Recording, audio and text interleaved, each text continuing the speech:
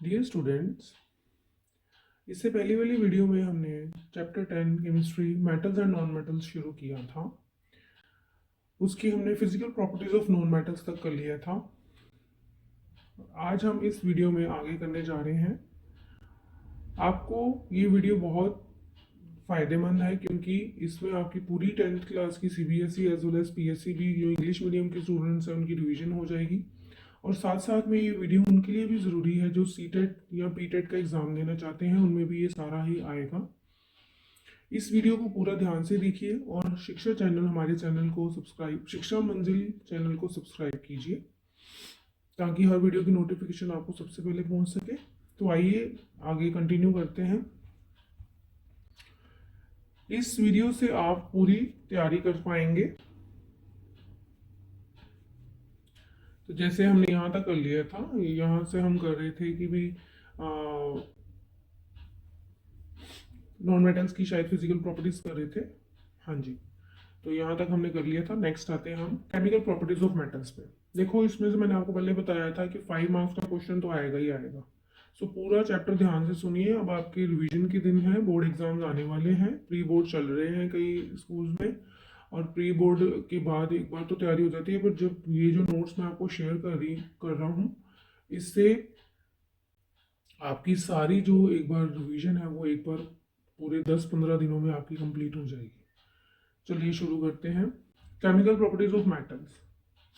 Electropositive nature. So metals क्या होते हैं, आपको पहले भी बताया था, इलेक्ट्रोपॉजिटिव इन नेचर होते हैं, यानी कि they can easily loose electrons, ठीक है ना, and they can form the cations, यानी कि which have positive ions. So reaction with oxygen, अगर हम देखें कि मेटल्स की जो ऑक्सीजन के साथ रिएक्शन होती है तो वो ऑक्साइड्स बनाती है and that are basic in nature. ये वाली हमने जो एग्जांपल मैग्नीशियम के साथ भी की हुई है पहले, कि मैग्नीशियम जो है वो बनाती है, हमने बताया था कि वो बेसिक कैसे है। जब हम उसका वाटर के साथ सोल्यूशन बनाते हैं तो मैग्नीशियम हाइड्रोक्साइड बन जाता है। जब उसको हम लिटमस पेपर के साथ रिएक्ट कराते हैं तो वो रेड को ब्लू में कन्वर्ट कर देता है, जो कि हमें बताता है कि वो बेसिक इन नेचर है। यानी कि सारे मेटल ऑक्साइड्स जो है वो बेसिक इन नेचर है, ये आप बता सकते हो। थर्ड है रिएक्शन विद वाटर। जब भी मेटल्स वाटर के साथ रिएक्शन करते हैं तो मेटल ऑक्साइड प्लस हाइड्रोजन बनाते हैं। अगर यही मेटल ऑक्साइड दोबारा से वाटर के साथ रिएक्शन किया तो मेटल हाइड्रोक्साइड बनाते हैं, जैसे मैंने आपको भी मैग्नीशियम की एग्जांपल दी थी। तो ये वाटर के साथ रिएक्शन करके क्या बना देगी, मैग्नीशियम हाइड्रोक्साइड। उसी तरह से सोडियम जो है, जब उसकी वाटर के साथ होता है तो एक्सप्लोजिव रिएक्शन है ये। Sodium oxide plus hydrogen gas निकलेगी। सोडियम ऑक्साइड की जब वाटर के साथ रिएक्शन करेंगे तो सोडियम हाइड्रोक्साइड जो है वो बनेगा। सो मेनली आपने कोशिश करनी है, आपको ये पता होना चाहिए भी रिएक्शन ऑक्सीजन के साथ रिएक्ट करके मेटल क्या बनाते हैं, और वाटर के साथ उनके साथ क्या होता है, हाइड्रोजन गैस लिबरेट हो रही है और क्या बन रहा है, ये आपको पता होना चाहिए। कहीं एक आध इक्वेशन में, केमिकल इक्वेशन में आपकी बैलेंसिंग नहीं भी हुई तो वो कोई बात नहीं है, बट आपको ये कोशिश जरूर करनी है कि आपको ये पता हो कि क्या एलिमेंट किसके साथ, कंपाउंड के साथ, किस कंपाउंड के साथ रिएक्ट करके क्या कंपाउंड बना रहा है। बैलेंसिंग नहीं भी करोगे तो कोई बात नहीं, पर कोशिश करनी है कि बैलेंसिंग करो। उसके बाद आ गया reaction with acids. So metal जब डाइल्यूट एसिड के साथ रिएक्शन करते हैं, and metals react with dilute acids to form metal salt and hydrogen gas. Metal dilute acid के साथ रिएक्शन करके मेटल सॉल्ट और हाइड्रोजन गैस बना रहे हैं। जैसे ये देखो, मैग्नीशियम की हमने किसी भी डाइल्यूट एसिड के साथ रिएक्शन की तो क्या बना रहा है, मैग्नीशियम क्लोराइड एक सॉल्ट है और हाइड्रोजन गैस लिबरेट कर रहा है। उसी तरह से जिंक की HCl के साथ रिएक्शन करवाई है तो zinc chloride plus hydrogen gas जो लिबरेट हो रही है। तो इस तरह से हमने 3-4 केमिकल प्रॉपर्टीज को तो अच्छी तरह से रट्टी लेना है ना। फिफ्थ है oxides of some metal can show both acidic as well as basic nature. कहता है कुछ मेटल के ऑक्साइड्स जैसे कि Al2O3 लिया या जिंक ऑक्साइड लिया, वो ऐसी प्रॉपर्टीज दिखाते हैं जो they can show both acidic as well as basic nature, ठीक है, which means they can react with both acid as well as bases, and इनको क्या कहते हैं, एम्फोटेरिक ऑक्साइड्स। कई बार 1 या 2 मार्क्स में भी पूछ लेते हैं एम्फोटेरिक ऑक्साइड्स क्या होते हैं, उनके एग्जांपल्स आपको पता होना चाहिए। एल्यूमिनियम ऑक्साइड और जिंक ऑक्साइड, और वो क्या प्रॉपर्टीज शो करते हैं, वो दोनों के साथ रिएक्ट कर लेते हैं, यानी कि वो एसिड के साथ भी रिएक्शन देते हैं और बेस के साथ भी रिएक्शन देते हैं। तो जैसे एल्यूमिनियम ऑक्साइड की एसिड के साथ रिएक्शन की तो क्या बन रहा है, aluminium chloride plus water. Aluminium oxide की बेस के साथ रिएक्शन की तो क्या बन रहा है, sodium aluminate plus water, sodium का सॉल्ट बन रहा है। अब ये जैसे एक जिंक की कर ले तो जिंक ऑक्साइड की zinc chloride plus water, zinc की बेस के साथ की जिंक ऑक्साइड की तो क्या बन रहा है, सोडियम का सॉल्ट बन रहा है प्लस वाटर। तो आप एक चाहे रिएक्शन याद कर लो और आपको एग्जांपल्स पता होने चाहिए कि भी एल्यूमिनियम ऑक्साइड और जिंक ऑक्साइड, और इनमें से आप एक रिएक्शन जो है वो याद कर लो। तो इस तरह से आपकी जो है 5 केमिकल प्रॉपर्टीज है, आप इनको अच्छी तरह से याद कर लो। कई बार 5 मार्क्स के क्वेश्चन भी ये क्वेश्चन आ जाता है। नेक्स्ट है कुछ फैक्ट्स हैं, कुछ आपको एमसीक्यूज में काम आएंगे about the metals and non metals. जैसे लिक्विड मेटल कौन सी है, वैसे तो हमें पता है मेटल सॉलिड्स होते हैं ज़्यादातर, पर लिक्विड कौन सी है, मरकरी। लिक्विड नॉन मेटल कौन सी है, ब्रोमीन।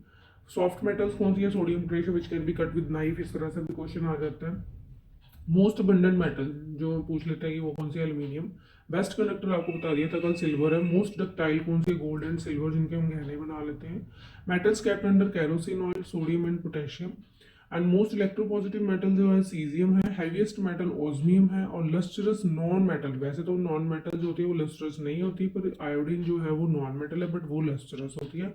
तो ये जो है आपके एमसीक्यूज में आपको काम आएंगे, इनको भी एक बार आप जरूर देख लीजिए। चलते हैं आगे। हाँ जी, मैंने आपको पहले बताया था पिछली प्रीवियस वीडियो में भी हम एक्टिविटी सीरीज करेंगे, जिसके ऑडी हम ये पता करेंगे कि कौन सा मेटल किससे ज़्यादा रिएक्टिव है। और ये एक एक्टिविटी सीरीज होती है, इसमें अरेंज किए होते हैं metals in order of the decreasing reactivity. Decreasing हो रही है, यानी कि जैसे जैसे हम नीचे जा रहे हैं एक्टिविटी जो है उनकी डिक्रीज हो रही है। यानी कि potassium, calcium, sodium, magnesium, aluminium, zinc, iron, nickel, tin, lead, hydrogen, copper, mercury, silver, platinum, gold, आपने इसको याद कर लेना है। एक कुछ ऐसा भी कर लेते होते हैं, ऐसे कुछ भी आप ऐसे एक लाइन सी बना लो, जैसे मैंने बनाई है लिखना मगल जन करफी कटको नीसन पब। तो मैंने ऐसे कुछ याद किया था, आप भी करिए। और जो मेटल्स हाइड्रोजन के ऊपर हैं वो हाइड्रोजन को डिस्प्लेस कर देंगे, ये याद रखना है। यानी कि ये जो मेटल्स हैं पोटेशियम से लेकर लेड तक वो हाइड्रोजन को डिस्प्लेस कर देंगे उनके सॉल्ट से। सो ये मोस्ट रिएक्टिव मेटल है, जैसे जैसे नीचे जाते जा रहे हैं एक्टिविटी जो है डिक्रीज हो रही है। आपको पता ही है वाई ये भी क्वेश्चन आ जाता है कि हम सिल्वर, प्लेटिनम, गोल्ड के गहने क्यों बनाते हैं, क्योंकि वो लीस्ट रिएक्टिव है, वो ना तो वाटर और ना एयर के साथ जल्दी रिएक्शन करेंगे। So the most reactive metal कौन सी होगी फिर, potassium, and it is placed at the top of the series, whereas the least reactive metal जो है गोल्ड है, placed at the bottom. Gold, silver and platinum are very less reactive metal, they are found in nature in the free state, ये भी आपको बता दिया। Metals lying above hydrogen in the activity series are more active, so they can displace hydrogen from its compounds like water or acids. They can easily displace hydrogen, ठीक है। सो जब भी आपको ये क्वेश्चन, आपको एमसीक्यू फॉर्म में भी ये क्वेश्चन आएगा, जैसे वो पूछ लें कि पोटेशियम या सिल्वर या मरकरी में से कौन सा है मेटल जो वो हाइड्रोजन को डिस्प्लेस कर देगा फ्रॉम देयर कंपाउंड्स, तो आप पोटेशियम लिखेंगे। सो इस तरह से आपने रिएक्टिविटी सीरीज को याद करना है, कोई भी राइम बनाकर आप इन एलिमेंट्स को एक बार याद कर लीजिए, इससे आपको ये पता चलेगा कौन सा मेटल किसके ऊपर है। क्योंकि कई बार ये दो मेटल्स में भी पूछ लेते हैं जी, एल्यूमिनियम और जिंक और आयरन, बताइए इसमें से कौन सा ज़्यादा रिएक्टिव है, एल्यूमिनियम। सो इस तरह से आपको रिएक्टिविटी सीरीज जो है वो आनी चाहिए। नेक्स्ट है metal are the elements which can lose electron, हमने भी पहले ही कर लिया, क्योंकि ये देखिए कैसे है, ये मेटल्स हैं ये लूज कर देती है इलेक्ट्रॉन और कटायन बना लेते हैं easily. Metals lying above hydrogen in the activity series can lose electrons more easily than hydrogen, so therefore they are more active than hydrogen, hence they can displace। कि ये भी आपको कारण पूछ लेते हैं कि why they can displace hydrogen, because they are more reactive than hydrogen and they can displace hydrogen because they can lose electrons easily। बस यही आपने बताना है कि इलेक्ट्रॉन लूज कर देते हैं, दूसरों को इलेक्ट्रॉन दे देंगे और वो हाइड्रोजन को जो है डिस्प्लेस कर देगा फ्रॉम द कंपाउंड्स। सो ये आ गई हमारी केमिकल प्रॉपर्टीज ऑफ मेटल्स। अब आगे करते हैं chemical properties of non metals. So non metals react with oxygen to form acidic oxides. जैसे हमने मेटल्स में किया था कि मेटल्स जो ऑक्सीजन के साथ रिएक्ट करके बेसिक बनाते हैं, तो ये एसिडिक बनाते हैं। वहाँ पर मैंने आपको सल्फर का एग्जांपल लेके बताया था कि सल्फर ऑक्साइड जब हम उसको वाटर के साथ रिएक्ट करेंगे तो सल्फ्यूरिक एसिड बनाएगा, यानी कि एसिडिक प्रॉपर्टीज है। यहाँ पे आपको कार्बन की दी हुई एग्जाम्पल, कार्बन डाइऑक्साइड भी एक एसिडिक ऑक्साइड है। Non metals do not react with water, non metals do not react with acid, so ये रिएक्ट ही नहीं करते। Non metals react with bases but the reaction is very complex in nature. कहते हैं non metals जो हैं, जैसे ये नॉन मेटल रिएक्ट तो करते हैं बेस के साथ, बट कॉम्प्लेक्स रिएक्शन है, NaCl प्लस वाटर बना रहा है। सो इस तरह से आपको अगर पूछ ले तो पूछ ले, वैसे इतना इंपॉर्टेंट नहीं है, पर आपको ये पता जरूर होना चाहिए कि एसिडिक ऑक्साइड बनाता है और वाटर और एसिड के साथ रिएक्शन नहीं करता। कई बार MCQ में आपको ट्रिकी क्वेश्चन डाल देते हैं कि बताइए जी ये नॉन मेटल वाटर के साथ रिएक्ट करके क्या बनाएगा, सो आप बताएंगे कि नहीं बनाएगा। नेक्स्ट है कुछ NCERT के क्वेश्चन डिस्कस कर लेते हैं। Why sodium is kept immersed in kerosene oil. हाँ जी, जैसे कि पहला क्वेश्चन है why sodium is kept immersed in kerosene oil, पहले हम डिस्कस कर चुके हैं कि it is very reactive metal, so it kept in kerosene oil to prevent it from coming in contact with oxygen and moisture के contact में ना आए, क्योंकि अगर ये उनके कॉन्टैक्ट में आ जाएगा तो सोडियम हाइड्रोक्साइड बनाएगा which is highly exothermic reaction and catches fire easily. That's why आप लैब में भी देखते हैं कि सोडियम को उन्होंने कैरोसिन ऑयल में ही डिप करके रखा होता है, क्योंकि अगर उसको बाहर रखेंगे तो वो फायर कैच कर लेती है। और मैंने आपको एक इम्पॉर्टेंट इन्फॉर्मेशन देनी है कि आप लास्ट तक ये वीडियो ज़रूर देखें, क्योंकि जो लास्ट में हम इनके एमसीक्यूज करेंगे जो आपको आते हैं, मेनली जो हर चैप्टर में आपको मेन जो एमसीक्यूज आए हैं वो हम हर एक चैप्टर में लास्ट में डिस्कस करेंगे, इसलिए वीडियो को अंत तक जरूर देखें। सेकंड क्वेश्चन है right the equations for the reaction. अच्छा, आपको ऐसे भी क्वेश्चन आ जाएगा कि भाई आयरन विद स्टीम की रिएक्शन लिखो, तो आपको एलिमेंट्स के तो पता ही है, फर्स्ट 30 एलिमेंट्स तो आपने याद करके ही जाने हैं उनके सिंबल्स। सो Fe प्लस उनकी वाटर के साथ रिएक्शन की तो हमारे पास क्या बन गया, ferric oxide plus hydrogen. Calcium and potassium की वाटर के साथ पूछ रहे हैं, तो कैल्शियम का आपको पता है Ca लिखते हैं, पोटेशियम का K लिखते हैं, वाटर के साथ रिएक्शन करो, हाइड्रोक्साइड बनाओ और हाइड्रोजन डिप्लीट करो। ये आपको याद एक बार करने होंगे, आप एक बार पढ़ेंगे तो आपको इनके फॉर्मूले भी याद हो जाएंगे। थर्ड है which gas is produced when dilute HCl is added to reactive metal. कहते हैं जब हम डाइल्यूट HCl एसिड को रिएक्टिव मेटल में डालते हैं तो कौन सी गैस प्रोड्यूस होती है। हाँ जी, 3 मार्क्स में ये क्वेश्चन आया था, आपको पता है हाइड्रोजन गैस लिबरेट होती है। And right the chemical reaction when iron reacts with dilute sulphate. फिर उन्होंने पर्टिकुलरली आपको बता दिया कि वो रिएक्शन लिखो जहां आयरन रिएक्ट कर रहा है डाइल्यूट सल्फ्यूरिक एसिड के साथ। तो देखो आयरन डाइल्यूट सल्फ्यूरिक एसिड के साथ रिएक्ट करके क्या बना रहा है, FeSO4 plus hydrogen gas, ferrous sulphate plus hydrogen gas. तो इस तरह से भी आपको 3 मार्क्स में क्वेश्चन जो है वो आ जाते हैं। नेक्स्ट करते हैं, what would you observe when zinc is added to a solution of iron sulphate, write the chemical reaction that table. देखो अब ऐसा क्वेश्चन जब भी आए, जरूरी नहीं कि जिंक, क्यों हमें पता है कि जिंक इज मोर एक्टिव तो ये तो रिएक्शन दे देगा, कई बार वो उल्टा भी दे देंगे आपको, जैसे AU के साथ रिएक्शन दे दें तो फिर वो पूछ ले कि भाई AU के साथ इसकी रिएक्शन का क्या होगा, तो हमने बोला नो रिएक्शन, क्योंकि हमें पता है it is less reactive than iron. ठीक है, तो इस तरह से कोई भी क्वेश्चन आपको आ सकता है। So when zinc is added to the solution of iron sulphate the colour of the iron sulphate changes, क्योंकि इसका पहले ग्रीन कलर होता है तो जिंक डालने से ये बन गया, क्योंकि डिस्प्लेसमेंट रिएक्शन हो रही है, zinc is more active than iron, तो जिंक सल्फेट बना देगा प्लस आयरन, और जिंक सल्फेट का जो कलर है वो व्हाइट होता है। सो इस तरह से आपको कोई भी जो है वो रिएक्शन आ सकती है। हाँ जी, ठीक है, तो नेक्स्ट चलते हैं, how do metals and non metals react. तो क्या, तो मेटल्स और नॉन मेटल्स आपस में कैसे रिएक्ट करते हैं। जो अब आयनिक कंपाउंड की बात आएगी कि कंपाउंड, क्योंकि आपको पता है metals react easily electron lose कर लेते हैं और कैटायन बना लेते हैं, और नॉन मेटल्स गेन कर लेते हैं और एनायन बना लेते हैं। तो उनका जो आपस में बॉन्ड बनता है वो कौन सा होता है, आयनिक बॉन्ड, और वो कंपाउंड्स क्या होते हैं, ionic compound. So the compound formed due to the transfer of electrons from a metal to a non-metal is known as the ionic compound। जैसे कि मैंने आपको बताया था, जैसे सोडियम का अगर हम देखें, सोडियम की होती है 11 एटॉमिक नंबर, इलेक्ट्रॉनिक कॉन्फ़िगरेशन होगी 281, यानी कि 1 इलेक्ट्रॉन लूज करे तो ऑक्टेट कंप्लीट हो जाता है, तो Na प्लस प्लस इलेक्ट्रॉन बन गया। उसी तरह से 287 क्लोरीन का होता है 17, इसकी हो गई 287, एक इलेक्ट्रॉन गेन करे तो 288 बना लेगा, यानी कि Cl नेगेटिव बन गया। अब Na का आउटर मोस्ट के हम शो करते हैं हमेशा, तो Na प्लस एक इलेक्ट्रॉन है, इसके Cl के 7 इलेक्ट्रॉन शो कर देना है, ये मेटल है ये नॉन मेटल लिख देना है, इसका एरो बना देना है ऐसे, क्योंकि कंप्लीट ट्रांसफरेंस है ना, तो कंप्लीट ट्रांसफरेंस में इसका कैटायन बन गया, इसका एनायन बन गया, और यहाँ पे कोई इलेक्ट्रॉन नहीं रहेगा, और यहाँ पे आपने ये वाला जो इलेक्ट्रॉन था ना वो यहाँ शो हो रहा है, अब ये देख लेना, ऐसे ही शो करना है आपको। So Na positive and Cl negative attract each other and are held together by the strong electrostatic force of attraction, जिसको हम आयनिक बॉन्ड या इलेक्ट्रोवैलेंट बॉन्ड भी बोलते हैं, and it is the strongest bond. जैसे आपने कभी नमक को, जैसे सोडियम क्लोराइड को तवे पे गर्म करके देखो, कभी भी वो पिघलेगा नहीं, पर अगर आप शुगर को गर्म कर लेते हो तो वो काली हो जाती है, टार्निश हो जाती है। क्यों, क्योंकि उसमें कोवलेंट बॉन्ड है और इसमें इलेक्ट्रोवैलेंट आयनिक बॉन्ड है। तो इस तरह से आपको आ सकता है क्वेश्चन कि आयनिक बॉन्ड की बताइए formation of sodium chloride by the ionic bond. ठीक है, नेक्स्ट है फॉर्मेशन, इसी का एक एग्जांपल है मैग्नीशियम क्लोराइड की। कैसे होगी, मैग्नीशियम का आपको होता है 12 होता है, तो 2 8 2 इसकी होगी इलेक्ट्रॉनिक कॉन्फ़िगरेशन, 2 इलेक्ट्रॉन लूज करेगा तो मैग्नीशियम 2 प्लस प्लस 2 इलेक्ट्रॉन हो गए। क्लोरीन का एक का है ना, दो क्लोरीन गेन करेंगे 2 इलेक्ट्रॉन, तो Cl, सो आप ये कि 2 इलेक्ट्रॉन, एक इलेक्ट्रॉन इसके पास चला गया, एक इलेक्ट्रॉन इसके पास, क्योंकि इसके पास 7 7 है, तो कितने हो गए 8 8, इधर 8 8 हो गए। Mg ने 2 प्लस दे दिया और Cl ने 2, अब यहाँ पे 2 लगा दिया ना 2 के लिए, जहाँ पे Cl ने एक इलेक्ट्रॉन ले लिया पर 2 के 2 हो गए और नेगेटिव 1, तो ये बन गया आपका मैग्नीशियम क्लोराइड। तो ये भी आप जरा सीख लो, ये भी आ सकता है क्वेश्चन। नेक्स्ट है properties of ionic compounds. Ionic compounds जो है सॉलिड्स होते हैं, they are hard and brittle. Ionic compounds are very high melting and polymer, पहले डिस्कस कर लिया। Ionic compounds are soluble in water and insoluble in solvents like petrol, kerosene. देखो like dissolve like, ये याद रखना है। सो जिस तरह का कंपाउंड होगा वो उसी में डिसॉल्व होगा। अब आयनिक कंपाउंड जो है वो सोल्यूबल वाटर में होते हैं, इसलिए वो क्योंकि उनमें इलेक्ट्रोवैलेंट बॉन्ड होता है तो वो वाटर में भी वही बॉन्ड होते हैं, इसलिए वो वाटर में सोल्यूबल है, बट जो पेट्रोल कैरोसिन में वो डिसॉल्व नहीं होते।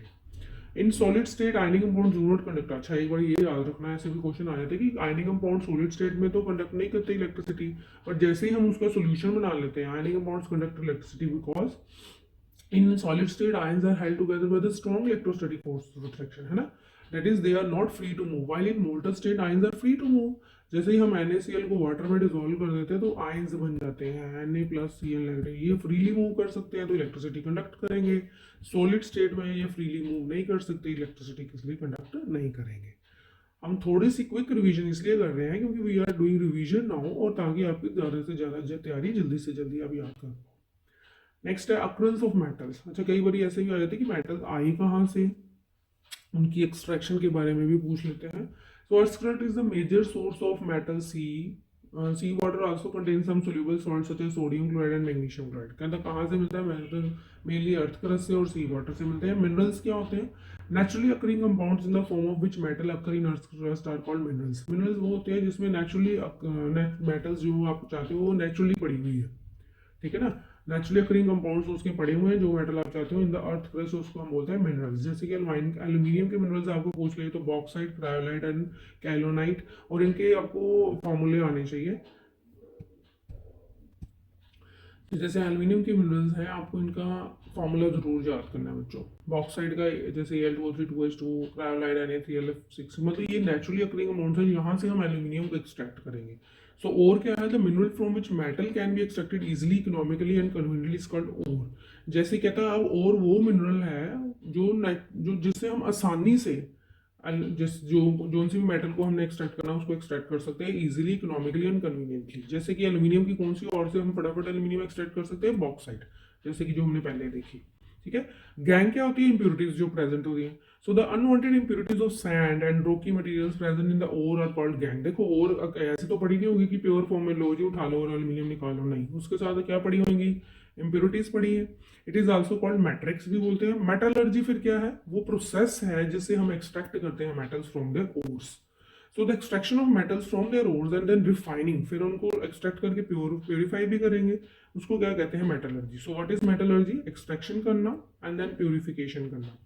सो name two metals which are found in nature in free state, of course जिनकी लीस्ट रिएक्टिव है जैसे गोल्ड, सिल्वर एंड प्लेटिनम।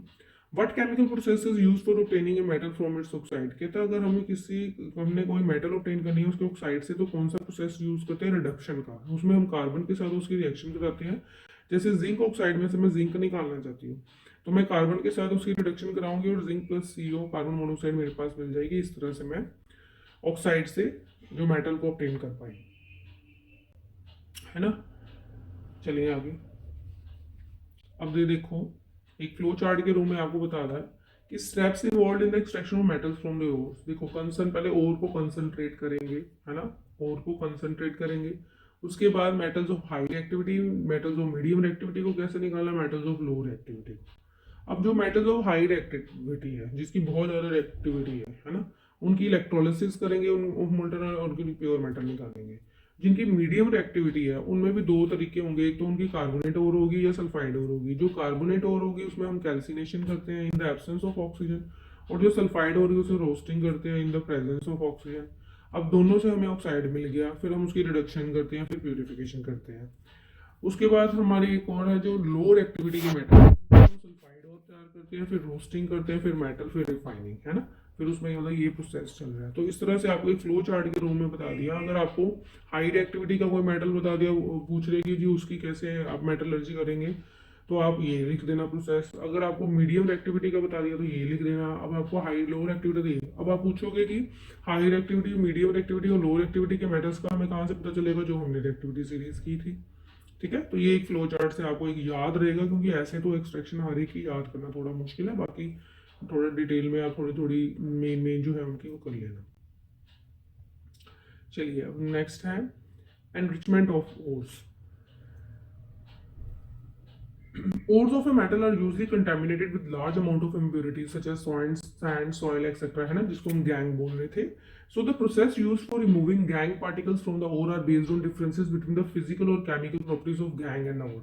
कहता है इस गैंग को बाहर निकालने के लिए इस बात पे प्रोसेस डिपेंड रहेगा कि वो उनकी फिजिकल और केमिकल प्रॉपर्टीज कैसी हैं, गैंग की और ओर की। So the different separation techniques are generally used. सबसे पहले देखो क्या किया उसने, extracting metals low in the activity series such as mercury and copper. Such metals are very unreactive, जो सबसे अनरिएक्टिव मेटल्स हैं उनकी कैसे कर रहे हैं। The oxides of these metals can be reduce to metals by heating alone. जैसे कि सपोज करो सिनेबार है, एक मरकरी की ओर है, is an ore of mercury. When it is heated in air, it is first converted into mercuric oxide, which is then reduced to mercury on further heating. देखो हमने यहाँ किया था ना, लोअर एक्टिविटी सीरीज को हम पहले सल्फाइड ओर लेते हैं और उसकी रोस्टिंग करते हैं। तो यहाँ पे भी हमने सल्फाइड ओर ली मरकरी की, उसको रोस्ट किया in the presence of oxygen, oxide बन गया, ऑक्साइड को हीट किया तो हमें मेटल मिल गई। तो ये आपकी लोअर एक्टिविटी की आगे एग्जाम्पल, जिसमें हमने मरकरी की एग्जाम्पल लिख ली, सिनेबार। ठीक है, उसके बाद आगे extracting metals in the middle of the activity series such as zinc and iron. यहाँ पे हमने क्या किया था, दो प्रोसेस देखे थे मिडल एक्टिविटी के, वो भी देख लेते हैं। Such metals are usually present as sulphides, यहाँ सल्फाइड्स होंगे या कार्बोनेट्स होंगे in the nature, but it is easier to obtain a metal from its oxides. So metal sulfides or metal carbonates are first converted into metal oxides, and then these metal oxides on reduction with suitable reducing agents such as carbon gets reduced to metals. अब देखो एक process तो ये था कि carbonate और की calcination करो और सल्फाइड और की रोस्टिंग करो। सो जिंक सल्फाइड की हमने रोस्टिंग की तो क्या बना, zinc oxide, sulphur dioxide roasting, और इसी की कैल्सिनेशन हमेशा कार्बोनेट्स की होती है। तो जिंक कार्बोनेट्स की जब हमने एब्सेंस ऑफ ऑक्सीजन की तो zinc oxide plus carbon dioxide बन गया। देखो रोस्टिंग होती है सल्फाइड ओर्स की तो जिंक सल्फाइड ले लिया, कैल्सिनेशन होती है कार्बोनेट ओर की तो कार्बोनेट ओर ले ली। जब आपकी रोस्टिंग होती है in the presence of oxygen तो ऑक्सीजन की प्रेजेंस में रिएक्शन करा दी, कैल्सिनेशन होती है in the absence of oxygen तो एब्सेंस ऑफ ऑक्सीजन में रिएक्शन करा दी। बने दोनों में क्या, जिंक ऑक्साइड। जिंक ऑक्साइड की उसके बाद रिडक्शन करनी है विद कार्बन, आपके पास मेटल मिल गई। तो ये था आपका लो एक्टिविटी सीरीज का, तो ये भी आप सारे नोट करो। अब हमारे पास रहेगी हाई एक्टिविटी वाले, है ना। Extraction metals at the top of the activity series such as sodium, magnesium, aluminium. हम इनको कैसे करेंगे, इनकी हमने देखो पहले हमने फ्लो चार्ट में बताया था कि इसकी कैसे करेंगे, इलेक्ट्रोलिसिस करेंगे ऑफ द मोल्टन ओर, है ना। अब इसमें क्या है, such metals are very reactive in nature. Such metals are obtained by electrolytic reduction method, जैसे कि sodium, magnesium, calcium are obtained by the electrolysis of their molten chlorides. Aluminium is obtained by the electrolytic reduction of the aluminium oxide. अब जब अगर हमने aluminium निकालना है तो electrolytic reduction करेंगे एल्यूमिनियम ऑक्साइड की। अगर हमने सोडियम, मैग्नीशियम और कैल्शियम निकालना है तो इलेक्ट्रोलिसिस करेंगे मोल्टन क्लोराइड्स की। सो द रिएक्शन जो है, देखिए सोडियम की कैसे, तो इलेक्ट्रोलिसिस करें तो सोडियम क्या करेगा, इलेक्ट्रॉन लूज करके सोडियम, क्लोराइड गेन करके Cl2। So sodium get deposited at the cathode and whereas chlorine gas is liberated at the anode. तो सोडियम जो है कैथोड पे इलेक्ट्रॉन लूज करके सोडियम डिपॉजिट होगा और क्लोरीन जो है एनोड पे इलेक्ट्रॉन गेन करके क्लोरीन गैस लिबरेट कर देगा। अब करते हैं, ये आपको बता दिया हमने तीनों में कि कैसे हमने मेटल्स निकालनी है ना। अब हमने करनी है उनकी प्यूरिफिकेशन भी करनी है, सो रिफाइनिंग ऑफ मेटल्स, क्योंकि हमें मेटल्स में प्यूरिफाइड तो मिलेगी नहीं तो उनकी रिफाइनिंग भी करनी पड़ेगी। So the metal obtained by the reduction process is not very pure because they contain some impurities in very small amount. So the process of removing impurities so as to obtain metals of high purity is called refining of metals. ठीक है, so highly purity की metals को obtain करना उसको कहते हैं refining of metals. The most widely used method for refining is electrolytic refining. अब देखो जैसे हम इसमें किसकी रिफाइनिंग कर रहे हैं, कॉपर जिंक की, द प्रोसेस ऑफ इलेक्ट्रोलिसिस। इसमें हमने क्या किया, कैथोड और एनोड, दो इलेक्ट्रोड्स ले लिए आपकी, एनोड और इसमें हमने एसिडिफाइड, क्योंकि हम कॉपर की करें। So in this process the impure metal is made as the anode. Anode क्या है, इम्प्योर, ठीक है। And the thin strip of pure metal is made at the cathode. A solution of metal salt is used, जिसकी भी आप refining करोगे उसका आपको सॉल्यूशन, उसका मेटल सॉल्ट का सॉल्यूशन तो लेना पड़ेगा एज एन इलेक्ट्रोलाइट, जो हम इसके बीच में लेते हैं। जैसे हम इसकी कॉपर में करें तो इसमें कॉपर सल्फेट का एसिडिफाइड कॉपर सल्फेट इसका इलेक्ट्रोलाइट होगा। So on passing electric current, pure metal from the anode dissolves into the electrolyte and get deposited at the cathode. The soluble impurities goes into the solution, whereas the insoluble impurities settle down at the bottom of the node and are known as a node metal.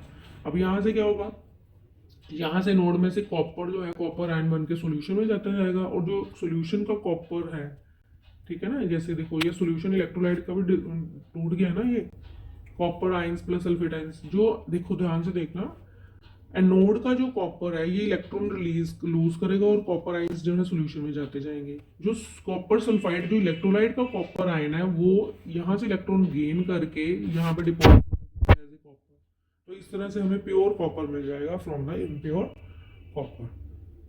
सो इस तरह से जो है electrolytic refining होती है। इसके आपने reaction देखनी है तो यहाँ लिखी हुई है, एनोड पे क्या है, कॉपर जो है लूज करके इलेक्ट्रॉन कॉपर आयंस बनाता जाएगा सॉल्यूशन में। कैथोड में कॉपर आयंस जो है, जो सॉल्यूशन के कॉपर आयंस हैं जो इस इलेक्ट्रोलाइट से आए हैं, वो इलेक्ट्रॉन गेन करके कॉपर मेटल जो है कैथोड में डिपॉजिट होता जाएगा। So this is the process of refining. ये आपको एक जनरल मेथड दी है जिसमें आप रिफाइनिंग कर सकते हैं हर एक मेटल्स की जो आपने ऊपर लिबरेट की है, लोअर एक्टिविटी, मीडियम एक्टिविटी और हाई एक्टिविटी। इस फ्लो चार्ट को अगर आप याद पहले कर लेंगे तो आपको ये सारे मेथड थोड़े से टफ लगते हैं बच्चों को, पर ये तब आपको इजी लगना शुरू हो जाएंगे अगर आप ये फ्लो चार्ट ध्यान से देख लेते हो, फिर आप ये ध्यान से देख लेते हो, फिर आपको फ्लो चार्ट के अकॉर्डिंग पता है कि हमें क्या स्टेप करना है, तो जल्दी इजीली याद हो जाते हैं। और एंड में रिफाइनिंग करनी है, ये सब ये तो कॉमन है। उसके बाद आ गया, हाँ जी, इसका भी क्वेश्चन आ जाता होता है कोरोजन। तो कोरोजन क्या है? It is the process in which metals are eaten up by the action of air, oxygen and moisture present in the atmosphere due to formation of compounds like oxides, sulfides, carbonates on metal surface. It is a redox reaction in which metal gets oxidized to metal oxide and oxygen gets reduced to oxide ion. So generally इसमें होता क्या है कि redox reaction है, तो metal की जब oxygen water के साथ रिएक्शन होगी तो वो ऑक्सीडाइज हो जाएगा, और जो ऑक्सीजन उसके साथ रिएक्शन कर रहा है वो रिड्यूस हो जाएगा। तो जैसे हमने आयरन को देखा है, जंग लगे हुए, rusting of iron, green coating आ जाती है कॉपर के, जितने भी आपके कॉपर के बर्तन हैं उसमें पता है ना ग्रीन कोटिंग आई थी, और जो चांदी होती है वो काली हो जाती है, तो किसकी वजह से होती है? कोरोजन की वजह से। इसमें भी क्वेश्चन आ जाता है। So corrosion in case of iron को, अगर आयरन की कोरोजन हो तो उसको रस्ट कहते हैं। रस्ट का फॉर्मूला याद कर लो, ये भी पूछ लेते हैं कई बार एमसीक्यूज में या 1 मार्क में, Fe2O3 प्रिवेंशन ऑफ कोरोजन। अब ये भी क्वेश्चन आ जाता है कि कोरोजन या रस्टिंग को रोकने के लिए हम क्या क्या करते हैं? By painting the metal surface, by applying oil और grease, by coating iron surfaces. हाँ, ये भी पूछ लेते हैं 1 या 2 मार्क्स में कि what is galvanisation. It is the application of zinc या जो जिंक की कोटिंग कर देते हैं आयरन सरफेस के ऊपर, या पेंट करके या ग्रीस लगा के, by coating iron surface with metals like nickel, chromium, aluminium by the process of electroplating. तो अगर पर्टिकुलरली आपको गैल्वेनाइजेशन पूछ ले तो वो जिंक की कोटिंग होती है, वैसे निकर, क्रोमियम, एल्यूमिनियम की भी कर सकते हैं bye the process of electroplating. तो ये क्वेश्चन आपको बिल्कुल आराम से 3 मार्क्स में आया था कि what is corrosion, how can it be prevented. तो इसको भी देख लो।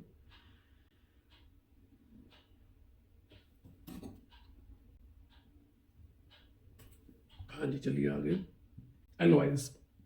एलॉयज क्या होते हैं? कहते हैं it is a homogeneous mixture of 2 और मोर मेटल्स, एंड यहाँ तक 2 मेटल्स का मिक्सचर है, यहाँ एक मेटल या नॉन मेटल का मिक्सचर है, इन स्पेसिफिक प्रोपोर्शन। देखो घरों में जो हम चीजें यूज करते हैं, जैसे आजकल हम जैसे हम स्टील यूज करते हैं घरों पे, कितनी स्टेनलेस, अब वो के लिए एक मेटल की नहीं बनी हुई। जैसे अब स्टेनलेस स्टील जो हम घरों में, आयरन भी है उसमें 82%, क्रोमियम 18%, निकल 5%। तो इस तरह से दो से ज़्यादा मेटल से जो चीज़ बनी होती है उसको एलॉय बोलते हैं। यानी कि जो हम घरों में बर्तन यूज़ करते हैं वो एलॉय है, जैसे कि stainless steel, bronze, brass, magnesium, duralumin, solder metal, steel, nichrome, निको, फ्यूज वायर, ये सारी अलग अलग मेटल्स के साथ बनी है। ये टेबल को लर्न करो। जैसे bronze copper tin, brass copper zinc, magnesium magnesium, ये तो नाम से पता चल रहा है, duralumin aluminium copper manganese, solder metal tin lead. Stainless steel किससे बनी है? जो घर में यूज़ करते हैं, ठीक है। जैसे स्टेनलेस स्टील आयरन क्रोमियम निकल की बनी है, steel iron carbon nichrome nickel chromium, alnico alnico नाम से इंडिकेट कर रहा है एल्यूमिनियम निकल एंड कोबाल्ट। फ्यूज वायर, जो हम घरों में फ्यूज वायर लगी होती है, टिन और लेड की बनी है। So tin plated copper wire because of its low melting point, क्योंकि जो फ्यूज वायर होते हैं ना उसका मेल्टिंग पॉइंट लो होता है, क्योंकि ताकि जल्दी से पिघल जाए अगर बाहर से ज़्यादा लोड आ गया।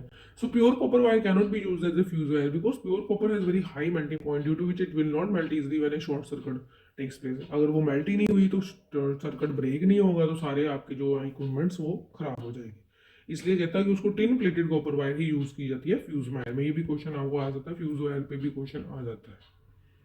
चलिए आगे चलते हैं। हाँ जी, अब जो हमारा मेन पार्ट है एमसीक्यूज, जिसके लिए मैं बोल रही थी कि ये जरूरी है आप यहाँ तक रुकना, क्योंकि क्वेश्चन जो मेन सबसे पहला, चाहे वो सीबीएसई हो चाहे पीएससी भी हो, आपको एमसीक्यूज की फॉर्म में आएंगे, असर्शन रीजन भी आएंगे, तो वो हम क्वेश्चन एक बार डिस्कस करने लगे हैं। हाँ जी, which of the following is not an ionic compound. अब जैसे उसने 4 ऑप्शन दे दी, KCl, HCl, CCl, 4NaCl। आप बताते हैं कि इसमें से आयनिक बॉन्ड कंपाउंड कौन सा नहीं है। आपको पता है ये भी आयनिक इलेक्ट्रोवैलेंट बॉन्ड है, ये भी इलेक्ट्रॉन, ये भी है, पर ये जो है वो शेयरिंग से बना है, इसका मतलब ये जो कोवैलेंट कंपाउंड है, इसलिए ये CCl4 जो आपका आंसर है। तो इस तरह से क्वेश्चन करना है। कई बार हमें डायरेक्टली आंसर नहीं पता होता, पर हम दूसरा मेथड फिर यूज करेंगे। अच्छा जी, ये नहीं पता मेरे को, पर क्या नहीं हो सकता, वो वाला मेथड भी तो अप्लाई कर सकता है, ये नहीं हो सकता, ये नहीं हो सकता, ये नहीं हो सकता, फिर यही है। So which one of the following properties is not generally shown by ionic compounds? कौन सी नहीं शो होती करते, solubility वाटर तो शो करते हैं।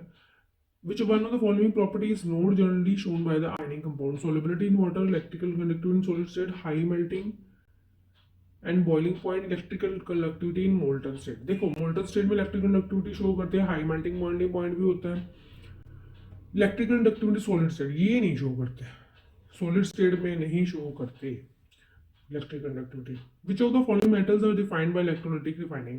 इलेक्ट्रोलाइटिक रिफाइनिंग से हम कौन कौन सी मेटल्स को जो है वो रिफाइन कर सकते हैं? एल्यूमिनियम, कॉपर, सोडियम की पोटेशियम, हाँ जी, सॉरी एल्यूमिनियम नहीं है, गोल्ड है, gold and copper, first option. The compound obtained on reaction of iron with steam. देखो कहता है आयरन की स्टीम के साथ रिएक्शन करिए तो क्या बनता है, हमें पता है Fe+H2, तो Fe लिख के देख लेना जी, FeO3O4 बनता है, ठीक है। ये हम कर चुके हैं अभी, सोडियम और पोटेशियम की इलेक्ट्रोलाइटिक रिफाइनिंग नहीं करते, इलेक्ट्रोलाइटिक रिफाइनिंग गोल्ड और कॉपर की हमने की है ना, क्योंकि ये हाईली रिएक्टिव में आती है, तो ये हमने उसमें की है। आगे आ गया, which one of the following structures correctly depicts the compound CaCl2? ये भी हमें बना के देखा था CaCl2 का। सो Ca में आते हैं अपने कैल्शियम का 20 है ना, 2 8 8 2 है ना, और क्लोरीन के 1 है ना। तो कैल्शियम क्या करेगा, 2+ देगा है ना, और उसके आउटर मोस्ट में 8 इलेक्ट्रॉन आपने शो कर देने हैं। क्लोरीन का जो है 1 2 3 4 5 6 7 8, क्लोरीन के ऑलरेडी 7 होते हैं है ना, ऐसे शो करके इधर 1 इलेक्ट्रॉन इसका आ गया, और इसके हमने नेगेटिव लगा के यहाँ पे 2 कर देना है, क्योंकि 2 क्लोरीन है ना, एक एक जो कैल्शियम से वो लेंगे 1 इलेक्ट्रॉन, ठीक है, तो इसलिए डी ऑप्शन है। Given below are reactions involving metal P, Q, R and S and their salt solutions in water. Which metal is the most reactive? आपने इनको देख के बताना है कि इसमें से सबसे ज्यादा रिएक्टिव कौन सा है। P क्या कर रहा है, Q के साथ रिएक्ट करके जी मेटल बना रहा है, Q का सॉल्ट सोल्यूशन प्लस P है ना, और Q जो है Q का सॉल्ट, देखो P का सॉल्ट सोल्यूशन Q का बन रहा है, इसलिए Q ज्यादा रिएक्टिव होगा। Q का सॉल्ट सोल्यूशन R बन रहा है, इसलिए R Q से भी ज्यादा रिएक्टिव हो गया। S का सोल्यूशन Q बन रहा है, और इसमें क्यू का बनना है, यानी कि क्यू एस से ज्यादा रिएक्टिव है, ओके, और पी का सोल्यूशन एस है, यहाँ रिएक्शन ही नहीं हो रहा। अब क्यू एस से भी रिएक्टिव है, पर आर क्यू से ज्यादा रिएक्टिव है, तो फिर मोस्ट रिएक्टिव कौन हो गया, आर। हमने ये देखना ना कौन सा कौन किसको डिस्प्लेस कर रहा है, तो जो एंड तक सबको डिस्प्लेस कर रहा है दैट इज मोर रिएक्टिव, यानी कि आर। चलिए नेक्स्ट है, during purification of a metal by electrolysis what happens at the negative electrode?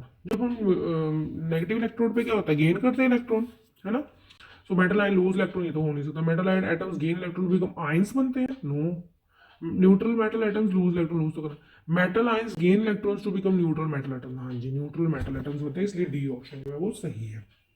Salma cut pieces of some metals and compared the luster of freshly cut surfaces, aluminium, sodium, copper, iron. The freshly cut surface of which of these metals is likely to lose its luster first on exposure of to air? कहता सबसे पहले इसमें से aluminium, sodium, copper, ion का जैसे lustrous जो है वो कैसे, अब आपको पता है sodium is very reactive, can be easily cut with knife है ना, तो is likely to lose its lustre first on exposure to air, तो क्या आएगा, सोडियम, क्योंकि उसको हम कर सकते हैं हम लस्टर, क्योंकि ये तो वैसे ही बड़ी एक्सप्लोसिव है, वैसे ही ऑक्सीजन वाटर का रिएक्शन करेगी, तो इसका लस्टर जो है वो रिमूव, तो इसका जो है लस्टर वो जल्दी रिमूव हो जाएगा। चलिए आगे चलते हैं। Which one of the following correctly represent sodium oxide? हाँ जी, अब सोडियम का भी हमने करके देखा था, सोडियम का क्या होता है 281, तो क्या बन गया इसका है ना, और इलेक्ट्रॉन लूज करके तो इसके ऊपर कुछ रहेगा ही नहीं, और जो ऑक्सीजन है उसका क्या होता है 8 2 6 1 2 3 4 5 6, यानी कि इसने दो सोडियम से लेगा, इसके जब 2 सोडियम तो इसके आगे लगा देना है 2 Na। अब इसने 2 कर दिया, तो यहाँ पे ऑक्सीजन 2 नेगेटिव आ गया, और 2 इलेक्ट्रॉन यहाँ से आगे जो सोडियम के आए हैं, तो ये हमारा बी रिप्रेजेंटेशन सही है। इलेक्ट्रॉनिक डॉट स्ट्रक्चर भी आ जाते हैं। अब देखो जिनको सारा साइंस का पेपर आता है ना, वो इन एमसीक्यूज में अटक जाते हैं, क्योंकि जिन्होंने पूरी एनसीईआरटी नहीं पढ़ी, या जिन्होंने पूरी बुक नहीं ना रीड की, या जिन्होंने इन एमसीक्यूज की प्रैक्टिस नहीं की, उनको एमसीक्यूज में मार्क कट जाते हैं, और उनके मार्क्स चाहे उनको पूरा पेपर आता होता है पर वहाँ से कम हो जाते हैं। सो अपने ना एमसीक्यूज पे ज़्यादा कॉन्सेंट्रेट करो। सो 10th है ना electron dot structure of chlorine molecule. अब क्लोरीन का आपको पता है, अब क्लोरीन Cl2 इसमें तो शेयरिंग है, यानी कि क्लोरीन का हमारे पास होता है 17, तो 2 वर्ड्स आते हैं, यानी कि एक एक इलेक्ट्रॉन है इनका, है ना। अब क्लोरीन का 1 2 3 4 5 6 7। अब इस क्लोरीन का क्या है, अगर ऐसे बना ले डॉट के स्ट्रक्चर बना लें, अब जैसे इस क्लोरीन का हमने बना लिया ऐसे 7 इलेक्ट्रॉन, 1 2 3 4 5 6 7, है ना। अब शेयरिंग होनी है, इस क्लोरीन ने इसका ले लिया 1 इलेक्ट्रॉन, इस क्लोरीन ने इसका ले लिया 8 8, दोनों के पूरे हो गए, क्या बन गया क्लोरीन मॉलिक्यूल। सो ये आपकी आएगी सी। ब्रॉन्ज इज एन अलॉय, पीछे हम कर चुके हैं। ब्रॉन्ज भी किसका अलॉय था, उसमें कौन कौन से मेटल थे, कॉपर एंड टिन। ये भी तभी आपको मैंने बोला वो सारे याद करना कि किस में कौन सी, किस अलॉय में कौन सी मेटल है, ये भी आपको एमसीक्यू में आ जाएगा। 12th है और last the correct electron dot structure of water molecule. अब वाटर मॉलिक्यूल में H2O है, ऑक्सीजन का कितना होता है 6, तो 1 2 3 4 5 6, मैंने इसलिए इधर एक एक बनाया क्योंकि हाइड्रोजन के भी होंगे ना, हाइड्रोजन का 1 है तो 1 ही होगा। अब ये अपना ऑक्टेट कैसे कंप्लीट करेगा, हाइड्रोजन के हो गए ऑक्टेट कंप्लीट, क्योंकि हाइड्रोजन का डुप्लेट होना है, क्योंकि हाइड्रोजन में एक होता है तो 2 ही उसको चाहिए, तो डुप्लेट हो गए। ऑक्सीजन के 8 कैसे करेंगे, 6 उसके पास है और एक एक हाइड्रोजन इसका हो गया ऑक्टेट कंप्लीट। तो ये है, ये आपका सी, ठीक है ना। सो मैं आप दोबारा से ये कह रही हूँ कि पूरा चैप्टर, पूरी वीडियो अच्छी तरह सीखो। हर एक चैप्टर की आपको वीडियो आ रही है, आप हमारे चैनल में बने रहिए और हर एक वीडियो देखिए पूरी और अपनी तैयारी करिए, क्योंकि 1 मंथ ही रह गया है, 10-15 दिनों में आपके सारे चैप्टरों की तैयारी करा देंगे। सो अपनी पूरी तैयारी कीजिए, पूरी वीडियो देखिए और हमारे चैनल को जरूर सब्सक्राइब करो और एमसीक्यू पे कंसंट्रेट ज़्यादा कीजिए, जो हम हर एक वीडियो के एंड पे आपको दिखा रहे हैं। एक बार आपकी क्विक रिवीजन हो रही है हर एक टॉपिक की, कुछ टॉपिक रह गया है तो उसको आप ध्यान से दोबारा से याद कीजिए। All the best.